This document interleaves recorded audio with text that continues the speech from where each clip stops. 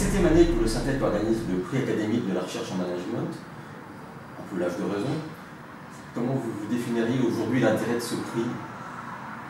Alors, vous avez raison, c'est l'âge de raison. C'est progressivement, au bout de ces 7 ans, le prix s'est installé, je crois, dans le monde à la fois académique de la recherche et puis dans le monde du conseil. Et c'est un rendez-vous annuel, en fait, de ces deux communautés. Donc, le monde de la recherche en management dans son champ le plus large, hein, qui va de la finance, de la stratégie, jusqu'aux ressources humaines, au management, à l'organisation, aux opérations, en passant par le marketing, par les sciences de la décision, donc un spectre très très riche de disciplines. Et puis l'ensemble donc de la communauté des cabinets de conseil en management qui sont adhérents de Syntec. On a créé ce prix pour réunir régulièrement et renforcer les liaisons entre le monde du conseil d'un côté et le monde de la recherche en management en France. À la fois le monde des grandes écoles et des universités, et dans l'ensemble des domaines de la recherche en management, en partant de la stratégie, de la finance, en passant par le marketing, les opérations, les RH, l'organisation et les systèmes d'information. Vous voyez que c'est une discipline très riche. On dit souvent que ces mondes sont un petit peu trop espacés, qu'on ne se parle pas assez, que la recherche est trop théorique. C'est ça que vous vouliez améliorer? Le constat qu'on avait fait, c'est que en fait, il y a un lien consubstantiel entre nos deux mondes, puisque les consultants sont les premiers diffuseurs des idées innovantes en manière de management. Et qu'on pensait qu'aujourd'hui, confronté à la crise que nous connaissons, on a un besoin important de repenser l'entreprise, repenser son économie, repenser le management, et qu'on vit vraiment un temps en fait de l'innovation. Et que de ce point de vue-là, faciliter la valorisation des travaux de recherche, sachant qu'on a une belle école de recherche en management en France, c'est pas toujours su, on a plutôt tendance parfois à aller voir ce qui se passe aux États-Unis, et donc on trouvait ça à la fois dommage, on voulait mieux faire connaître les travaux de recherche et faciliter cette valorisation dont on pense qu'elle répond aux besoins des organisations en France aujourd'hui, tant public que privé. Et tout le monde peut concourir? Il faut avoir quel niveau? Il faut être enseignant déjà. Alors, il y a des règles du genre, un concours très précis. D'abord, avant notre jury de professionnels, il y a un jury académique qui est là pour s'assurer que tous les critères d'excellence académique sont retenus. Parmi cela, on a le fait que ces travaux soient publiés dans des revues à comité de lecture dites alpha. On veut des articles de recherche. Alpha, c'est les meilleurs revues. C'est les meilleurs revues. On veut des articles qui aient été publiés ces 3 dernières années, jusqu'à l'année en cours, donc pour qu'il y ait une relative fraîcheur des travaux de recherche. Et puis on veut que ce soit des articles dans lesquels on a au moins un chercheur qui soit un chercheur qui vive en France, c'est-à-dire dont l'institution de recherche est une institution qui est domiciliée en France. Donc là, tout est grande école, IAE, faculté d'économie et gestion, tout concourir. Absolument.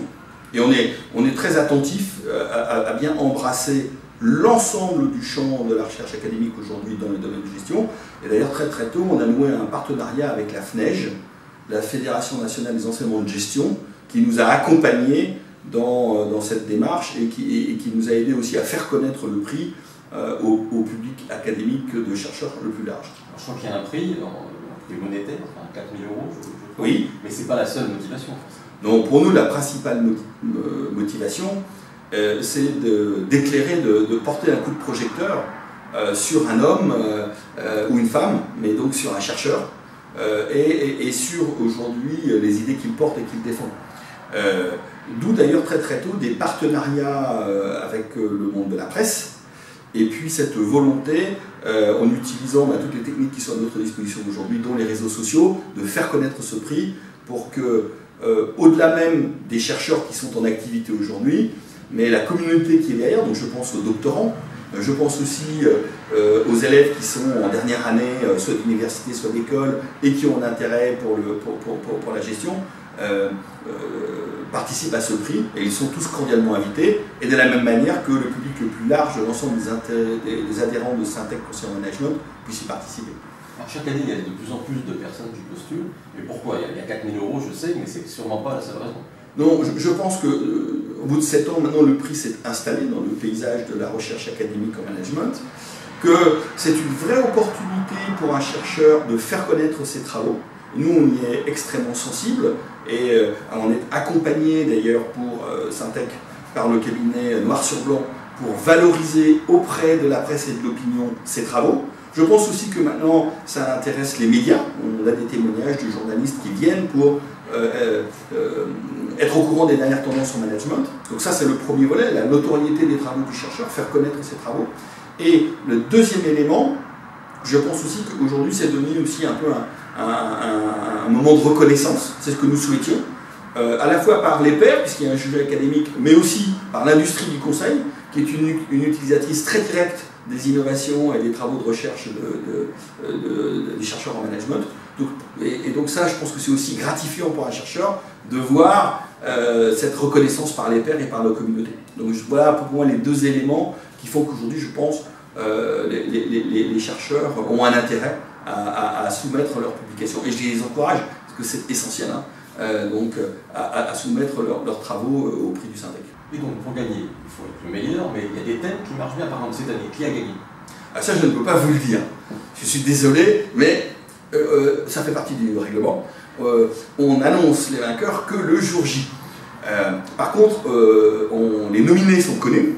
Et donc, on a 4 catégories avec entre 3 et 4 nominés qui ont été sélectionnés par ce comité académique.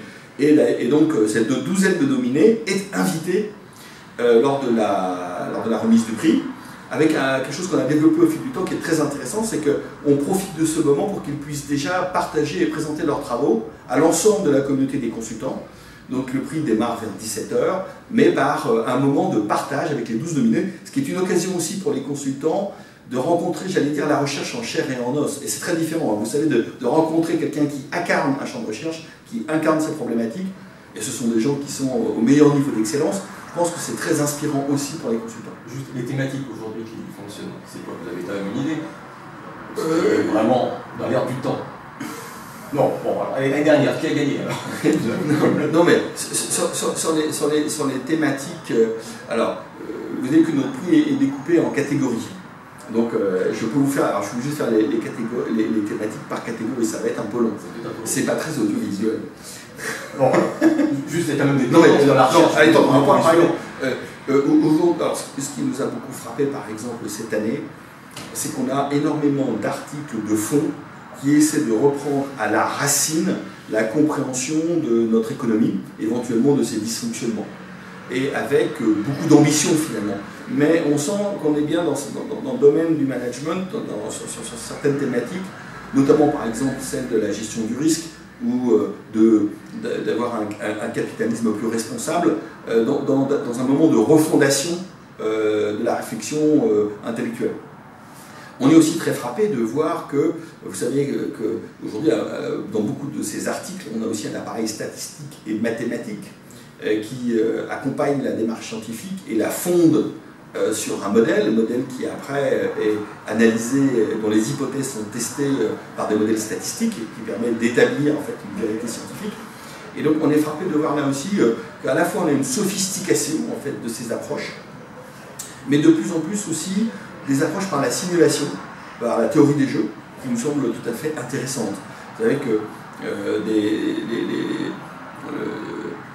aujourd'hui le National Science Foundation, qui conseille le président des États-Unis, a attiré son attention sur le fait que de plus en plus les sciences computationnelles, donc les sciences de l'informatique, allaient être appliquées au champ des sciences humaines et sociales, et à travers les simulations vont probablement permettre d'autres approches de ces disciplines. Alors on commence, je pense, à en voir les ferments dans certains de nos articles. On est aussi très attaché à ce qu'il y ait un équilibre entre les thématiques de recherche. Par exemple, en marketing, on a traditionnellement beaucoup d'articles de recherche qui portent sur la grande consommation, les marques, ce qui est évident. Mais on est aussi tout à fait convaincu qu'il y a un champ énorme aujourd'hui du marketing B2B, c'est-à-dire du marketing de la relation entre entreprises. Et les gens qui viennent du monde digital nous diront du B2B2C. Et là aussi, on voit ces dernières années un renouveau des articles sur ce sujet, et notamment de comment les grandes entreprises manufacturières passent progressivement d'un modèle du produit à un modèle du service ou de la solution. ce qui est une énorme mutation en fait, de notre économie, et ça on le retrouve dans le prix Syntec. Enfin, dernière tendance, on a ces dernières années beaucoup retravaillé nos modèles de stratégie à travers ces fameux business models et modèles d'affaires. On a aussi beaucoup retravaillé les modèles d'opération à travers leur digitalisation. Et je pense aujourd'hui qu'il y a un thème très prégnant qui est de repenser nos modèles de management. Et à la limite, on pourrait dire que chaque révolution industrielle s'est accompagnée finalement d'une réinvention des modèles de management. Et je pense que ça, c'est aussi un champ très, très fécond. Et cette année, d'ailleurs, on a eu de très bons articles dans ce domaine-là. Dernière question. Derrière la recherche, vos conseils, comment ces mondes se parlent et en quoi ce prix va vous permettre de peut-être mieux d'améliorer votre travail et votre travail en tant que consultant? Alors, ces mondes se parlent quelque part au quotidien parce qu'une grande partie des outils, des concepts, des méthodes, des boîtes à outils très concrètes que les consultants déploient ont leur origine dans le monde de la recherche académique, même si parfois cette origine on l'a oubliée ou on n'en fait pas directement le lien. Donc le premier lien c'est ça, c'est que c'est aujourd'hui pour nous une façon de nous reposer la question de comment on innove sur nos outils, nos concepts et nos méthodes et de s'assurer qu'on est bien à jour des meilleurs travaux de recherche. La deuxième dimension, et ça c'est une tradition qui existe en France, même si elle est peut-être un peu moins développée que dans les pays anglo-saxons, c'est que c'est, je pense, très très sain et intéressant pour un professeur en management de aussi avoir une activité de consultant ou de temps en temps de faire un sabbatique, en fait, de se coltiner, j'allais dire, à son terrain, un peu comme le physicien se coltine dans son labo à l'expérience physique. Et dans le même temps, c'est aussi très intéressant pour les consultants sur des sujets qui sont nouveaux, qui sont neufs, sur des sujets sur lesquels les problématiques en fait ne sont pas encore complètement, la façon de poser le problème n'est pas encore complètement achevée, où il y a un espace de réflexion, d'invention, d'innovation autour de ça, de s'inspirer, de tirer parti des avancées dans le domaine de la recherche. Donc ça c'est le premier lien. L'autre lien aussi, c'est important, l'industrie du conseil est une industrie de capital intellectuel. La caractéristique du capital intellectuel, comme le disait un de nos grands anciens, c'est qu'il a des pieds, il bouge. Et pour nous, la capacité à attirer les meilleurs talents, les meilleurs cerveaux est indispensable. Donc il y a ça aussi dans le rapprochement entre nos deux mondes, c'est que c'est aussi un vivier de talents pour le conseil. Il y a une grande nouveauté cette année dans la remise des prix, une nouveauté qui est avec Coworking. Vous pouvez nous parler de cette nouveauté? Oui, pour aller plus loin dans cet échange entre le monde du conseil et le monde de la recherche, cette année, on va se proposer d'avoir un moment de créativité, de travail en commun entre consultants et chercheurs, animé par nos jeunes consultants. Et d'ailleurs, donc, j'en profite pour tous les convier à venir participer en masse à cette cérémonie, où, après donc avoir partagé avec nos 12 nominés leurs travaux de recherche, on prendra un temps par catégorie pour identifier quelles sont les innovations dans le domaine du management qui aujourd'hui vont avoir un impact pour les organisations dans les 2 à 3 ans qui viennent. Et ça, de le faire sur la base d'un coworking, donc c'est-à-dire d'une séance de créativité organisée, profitant en fait de la présence de toutes ces personnes de talent réunies à l'occasion de la cérémonie de remise. Que c'est une vraie opportunité pour un chercheur de faire connaître ses travaux. Nous, on y est extrêmement sensible et on est accompagné d'ailleurs pour Syntec par le cabinet Noir sur Blanc pour valoriser auprès de la presse et de l'opinion ses travaux. Je pense aussi que maintenant, ça intéresse les médias. On a des témoignages de journalistes qui viennent pour être au courant des dernières tendances en management. Donc ça, c'est le premier volet, la notoriété des travaux du chercheur, faire connaître ses travaux. Et le deuxième élément, je pense aussi qu'aujourd'hui, c'est devenu aussi un peu un moment de reconnaissance. C'est ce que nous souhaitions, à la fois par les pairs, puisqu'il y a un jury académique, mais aussi par l'industrie du conseil, qui est une utilisatrice très directe des innovations et des travaux de recherche des chercheurs en management. Et donc ça, je pense que c'est aussi gratifiant pour un chercheur de voir cette reconnaissance par les pairs et par la communauté. Donc voilà pour moi les 2 éléments qui font qu'aujourd'hui, je pense, les chercheurs ont un intérêt à soumettre leurs publications. Et je les encourage, parce que c'est essentiel, à soumettre leurs travaux au prix du Syntec. Bien, merci, on attend avec impatience de connaître les gagnants.